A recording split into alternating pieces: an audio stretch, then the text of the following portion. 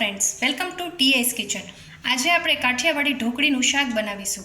તો કાઠિયાવાડી ઢોકળીનું શાક બનાવવા માટે મેં અહીંયા 1 કપ ચણાનો લોટ લીધો છે. એને આપણે ચાળી લઈશું.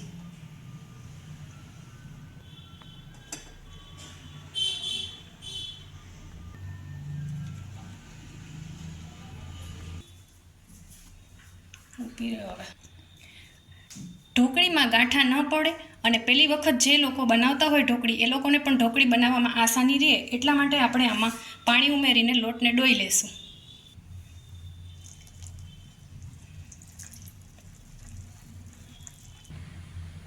લોટ આપણે ડોઈ લીધો છે.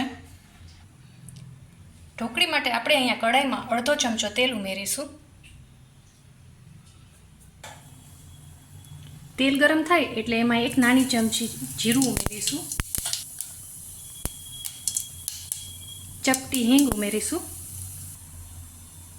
1 કપ છાશને વઘારીશું. વઘારેલી છાશમાં આપણે 1 નાની ચમચી મીઠું ઉમેરીશું.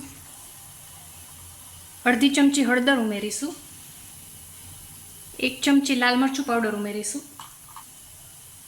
અડધી ચમચી ધાણા જીરું ઉમેરીશું.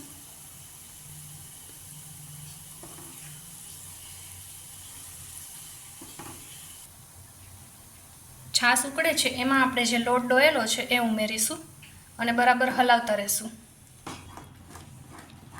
ગેસની ફ્લેમ સ્લો રાખીશું અને ઢોકળીને આપણે ચલાવતા રહીશું.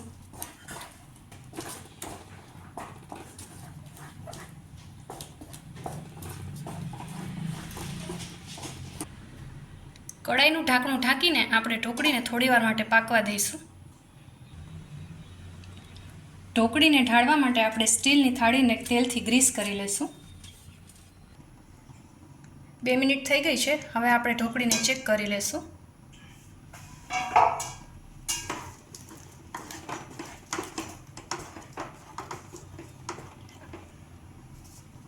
આપણી ઢોકળી તૈયાર છે. હવે એને આપણે થાળીમાં ઢાળી લઈશું.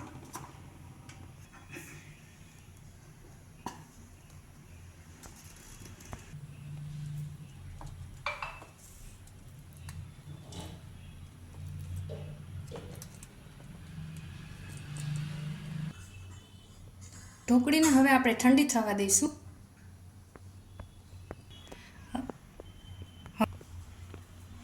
હવે આપણે ખાંડણીમાં 1 મીડિયમ સાઇઝનું મરચું લેશું. એને આ રીતે કટ કરી લેશું. 1 નાનો ટુકડો આદુનો લેશું.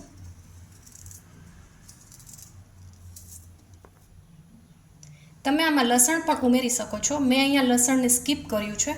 અને આપણે ખાંડી લઈશું.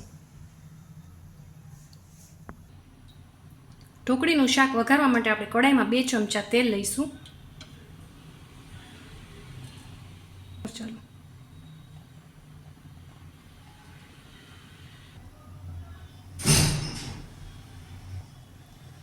તેલ ગરમ થઈ ગયું છે. હવે વઘારમાં આપણે 1 નાની ચમચી રાઈ જીરું ઉમેરીશું.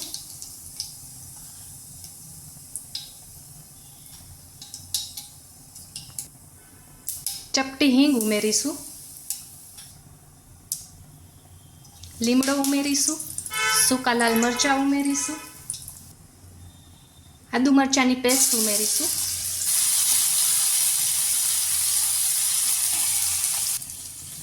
હવે આમાં મેં 1 નંગ ટમેટાની પ્યુરી કરી લીધેલી છે એ ઉમેરીશું.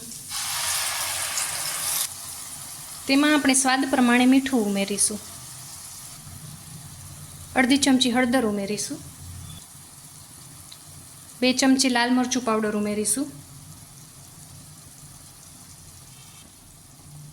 અડધી ચમચી ગરમ મસાલો ઉમેરીશું. બરાબર મિક્સ કરી લેશું.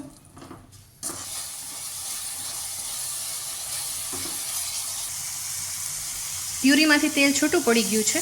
હવે આમાં આપણે 2 ચમચી દહીં ઉમેરીશું.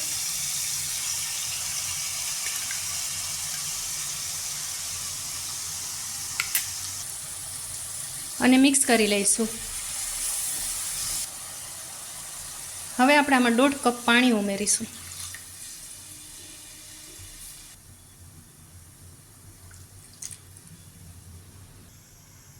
ગ્રેવીનું પાણી ઉકળે ત્યાં સુધીમાં આપણી ઢોકળી ઠંડી થઈ ગઈ છે, તો એને આપણે કટ કરી લઈશું.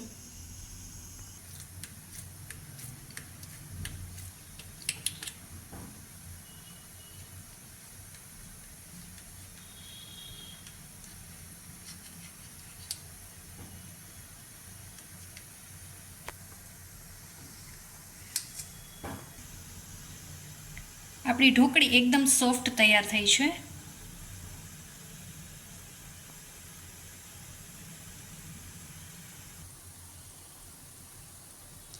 રસો ઉકળે છે એમાં આપણે હવે ઢોકળીના પીસ નાખી દઈશું.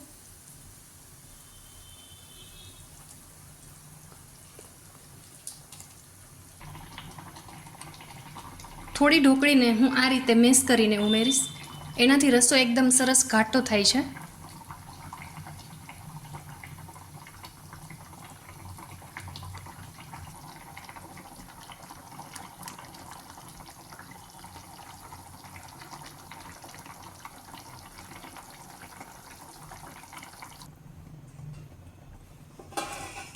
હવે કઢાઈને આપણે ઢાંકણું ઢાંકી અને 5 મિનિટ માટે ચડવા દઈશું.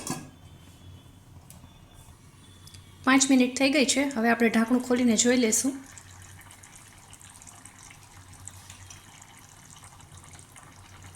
હવે ઢોકળીના શાકમાં આપણે કસૂરી મેથી હાથેથી આ રીતે મસળીને ઉમેરીશું. મિક્સ કરી લઈશું. તો તૈયાર છે આપણું કાઠિયાવાડી ઢોકળીનું શાક. તો આપણું ઢોકળીનું શાક તૈયાર છે. એને આપણે સુખડી, રોટલી, શેકેલા મરચાં, ખીચિયા પાપડ અને છાશ સાથે સર્વ કરીશું. તો તમને મારા કાઠિયાવાડી ઢોકળીના શાકની રેસીપી કેવી લાગી એ મને કમેન્ટ કરીને જરૂરથી જણાવજો. મારો વિડીયો જો તમને પસંદ આવ્યો હોય તો મારા વિડીયોને લાઇક કરજો, શેર કરજો અને મારી DS કિચન ચેનલને સબસ્ક્રાઈબ કરજો. તો મળીએ એક નવી રેસીપી સાથે. Thank you.